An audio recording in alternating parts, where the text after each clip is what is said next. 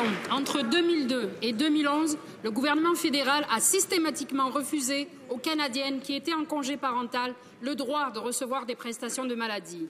Plus de 4000 femmes se sont vues ainsi refuser des prestations parce qu'elles avaient la malchance de tomber sérieusement malades alors qu'elles venaient de donner naissance à un enfant.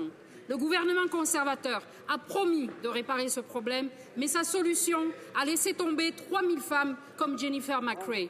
Que va faire le ministre pour réparer cette injustice?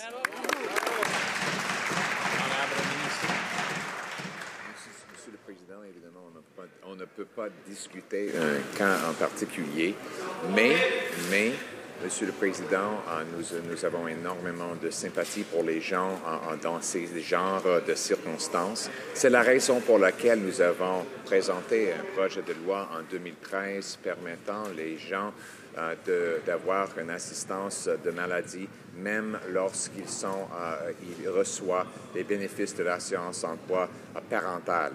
Alors, c'est déjà mis en place et nous avons réglé le problème pour les cas futurs. Président, 3000, ce n'est plus un cas particulier. Le gouvernement conservateur n'a rien fait pour la plupart des demandes qui ont été injustement rejetées entre 2002 et 2011.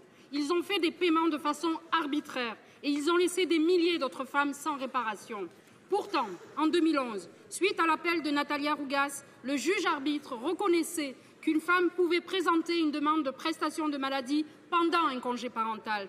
Quand le ministre va-t-il régler cette situation injuste pour ces jeunes mères malades?